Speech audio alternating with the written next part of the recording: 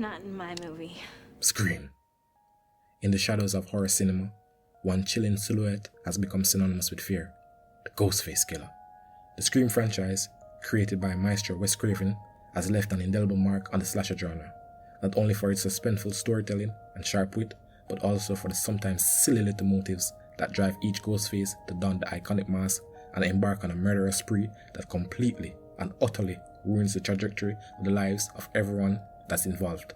And I'm serious, some of the reasons are batshit crazy. From the eerie pervert-like phone calls to the heart-stopping confrontations, the Scream franchise has kept audience on the edge of their seats, questioning the twisted minds behind the mask. As we unmask the terror that lurks within the Ghostface killers, we'll explore the intricate web of motives, ranging from revenge and the obsession to the dark echoes of past traumas, to dorks who simply watch way too many horror movies. What drives these mass murderers to hunt down their prey, leaving a trail of blood-soaked mysteries in the wake? Join us as we delve into the psychological depths of each Ghostface, unraveling the motives that propel them into a deadly dance with destiny, and our 1 to 10 ratings on each. I'm Doom, and welcome to House of Films, your one-stop spot for all things horror, thriller, fantasy, and mystery. And if you're new to the channel, remember to like, comment, and subscribe, or else. Billy and Stu. Let's kick things off with Stu. Unlike his counterpart, Billy, Stu doesn't embody the traditional mastermind role. Instead, he's portrayed as someone who is incredibly susceptible to suggestion and manipulation. His motives seem more subjective and less thought out compared to Billy's. He's just a sidekick, a foot soldier in Billy's war. Stu may be a piece of the puzzle, but he's certainly not the mastermind behind the chaos. Now, let's shift our focus to Billy. His motives stem from a tangled web of emotions and, yes, mommy issues. Billy is a gigantic mama's boy. Nothing more, nothing less. The revelation that Sydney's mom had an affair with Billy's dad shattered his world. His reaction, however, seems disproportionately targeted at women in general. It's a classic case of slut-shaming, as he directs his anger and frustration towards Sydney, blaming her for her mother's actions. And mind you, his pops was an active participant in the affair, but not a thing gets said about his involvement, like ever. At all. Billy's motive, though seemingly simple on the surface, is layered with complexity. It's not just about revenge. It's about erasing the existence of a maternal figure in his life. Billy believes that if he can't have a mother, then Sydney shouldn't have one either, hence why he killed Maureen, Sydney's mom. Mind you, he was basically trying every day to get her to have sex with him, and when she finally did, all of a sudden she's a slut apparently. It's so stupid, but you know, he was a teenage boy in the 90s. At that age, teenagers aren't even real people. This is basically a sins of the mother type beat, but the only sin is Sid's mom dropping a little coochie here and there. But hey.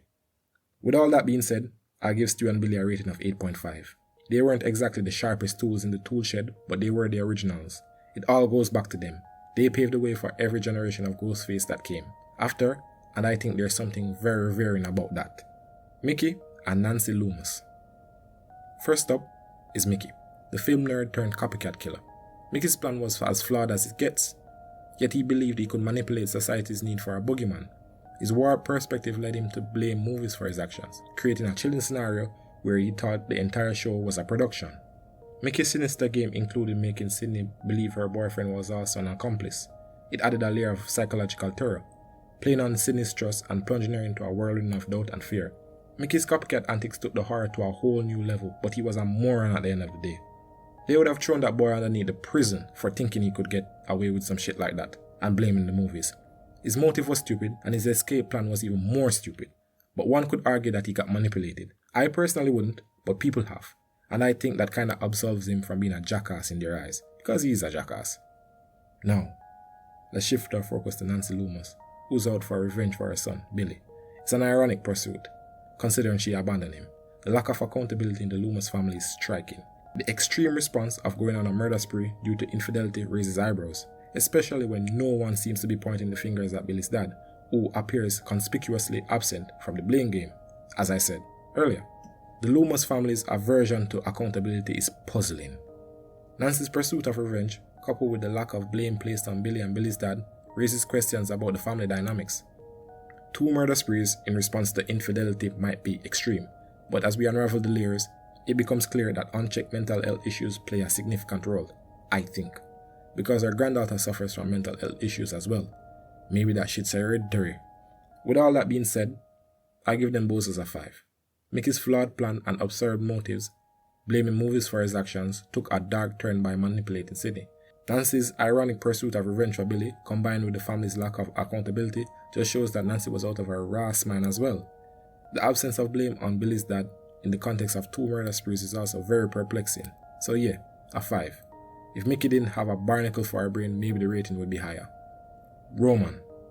What's with this franchise and producing Mama's Boys? I'm just kidding. Kinda.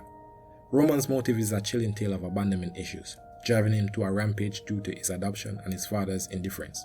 Instead of coping with his problems using vices like the rest of us, wink wink, bro chose to become a pathological murderer, apparently. Hating his sister Sydney for her sympathy, she receives echoes an insane clout-chasing mentality in a pre-social media era. Roman's twisted obsession with his sister's spotlight turns him into a homicidal clout whore. Imagine hating your sister because she gets the spotlight because everyone around her eventually dies at the hands of mass maniacs. Do you know how monumentally stupid that is? Roman was basically the mastermind behind Billy and Stu murdering Marine, right? He's completely out of his mind.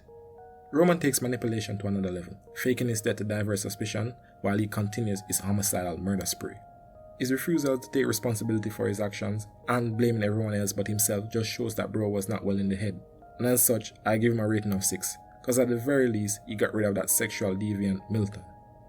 Jill and Charlie were supremely unserious people. Their motive for their murderous rampage is as absurd as it gets. They quite literally became serial killers to be famous. Well, at least Jill. Charlie's dumbass wanted to create a movie, which kinda lends itself into being famous, but not in the way Jill wanted to be famous. She wanted to be a lone survivor, hence why she killed his dumbass. Their twisted desire for celebrity status through violence is remarkably stupid. Adding to the lunacy, Jill's jealousy of Sydney's sympathy turns her into another clout chaser, like her dead cousin, Roman. In a bizarre turn of events, she orchestrates the killing of her own mother and friends to achieve the notoriety she craves, making her possibly the worst in a long line of Ghostface killers. Jill's vapid and stupid reason for the murders raises eyebrows. Killing for fame seems like the shallowest motive yet, and her untimely demise means she won't even get to enjoy the perks of the fame she so desperately sought. The recurring question remains, why is Sydney's family so obsessed with killing her? Jill's twisted plot adds another layer to the ongoing saga of violence and obsession within the Scream franchise. Between Charlie and Jill, they were quite literally attention whores. It quite literally boils down to that, so I give them a rating of 4 for their simplistic motives. Richie and Amber. The 5th installment of Scream introduces Richie and Amber, 2 characters driven by a rather unconventional motive that seems lifted from a horror movie parody.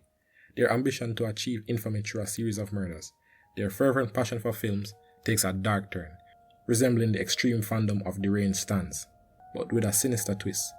In essence, they embody an unhinged version of Randy, the film enthusiast from the earlier films, with a chilling addition of homicidal tendencies. To be fair to Amber though, she was quite literally a child, 17 years old.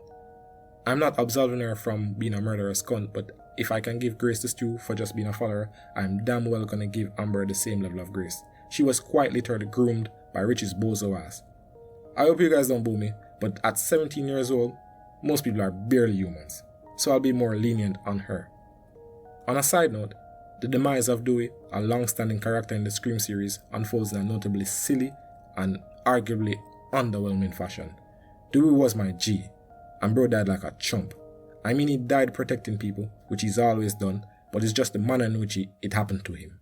Why did bro go back? It made no sense. Richie and Amber's narrative arc brings an unexpected level of absurdity to the Scream franchise, with their motives and actions raising eyebrows among fans. In the grand tapestry of the Scream franchise, Richie and Amber's characters, marked by an overly convoluted and nonsensical motive, along with peculiar actions, warrant a modest rating of 3 out of 10. Their contribution adds a unique, although questionable, layer to the narrative, leaving audiences with a sense of ambiguity regarding their role in the series. Also, I graded it lower because Richie was a pedo/groomer. That boy can burn in hell. Now, for the final Scream. Scream 6. 5 killers in all. The first wave of killers in this installment turns out to be a pair of wealthy movie enthusiast dickheads that died like bozos because they were bozos. They wanted to revenge Richie because they thought he died before he could finish the film. Idiots. I'm not even going to rate those cornballs. However, the plot thickens as the narrative unfolds, revealing that Richie's family is out for revenge. The detective's idiot son's decision to recreate a movie based on a psychopath leads to his untimely demise, setting off a chain reaction of violence. The family's misguided quest for revenge spawned from one individual's foolish choice to bring fiction into reality as a layer of ridiculousness to the storyline. It's like a parody at this point. They're beefing with the sisters because their son/brother wanted to kill them and died miserably in his pursuits. This family might be a tad bit slow in the head. You know, usually families of serial killers try to show remorse to the victims. They did quite possibly the opposite of that. They themselves became killers. It's ridiculous. Detective Bailey, Quinn, and Ethan find themselves entangled in this convoluted narrative, trying to make sense of the nonsensical motivations and actions of a family hell-bent on avenging the death of their son/brother, who met his demise in a manner befitting his own misguided endeavors. The theme of revenge runs deep beneath the surface, but the sheer absurdity of the family's killing stems from the foolish decision of one individual to blur the lines between fiction and reality. It's a light-hearted touch of irony. They quite literally destroyed innocent people's lives because Richie was a murderous, psychotic pedophile that got his shit rock pinned around with the wrong people. But to be fair, as far as Scream motives go, it's a lot better than some of the absurdity I've been ranking throughout this entire video. So all things considered, I'll give them a rating of 7. In the twisted realm of Scream, the Ghostface killers have evolved from vengeful masterminds to fame-hungry attention seekers, leaving a trail of blood-soaked motives that range from ludicrous to chilling. From the original duo of Billy and Stu, who paved the way for future Ghostface with their revenge-driven madness, to the film nerd copycat Mickey and the vengeful yet somehow irrational Nancy Loomis. Each iteration of Ghostface brings its own flavor and absurdity. As we explore the unsettling depths of Roman's abandonment-fueled rampage and witness the supremely unserious Jill and Charlie's murderous quest for fame, it becomes evident that the Ghostface legacy thrives on unpredictability and a touch of insanity. Even in Scream 5, Richie and Amber's unconventional motive for achieving infamy through murder adds a layer of absurdity to the franchise, leaving us with a mix of horror and head-shaking disbelief. In Scream 6, the narrative takes a parody-like turn, as a family seeks revenge for the ill-fated decisions of their own. The motive may be grounded, but execution is far from logical, adding to another chapter of the ever-growing saga of Ghostface madness. As we reflect on these twisted motives, one can't help but appreciate the unique and sometimes comical nature of the Scream franchise, a legacy built on the foundations of horror, revenge, and a dash of sheer absurdity. And there you have it, Doomers. Ghostface killers have left an indelible mark on the Scream franchise, with motives ranging from revenge to fame-seeking and everything in between. As we eagerly await the next chapter in this iconic series, remember to like, comment, and subscribe to House of Films for all things horror, thriller, fantasy, and mystery. If you have your own theories or want to share your favorite Ghostface moment, drop them in the comments below. Stay tuned for more spine-chilling content, and until next time, be safe and be kind to each other.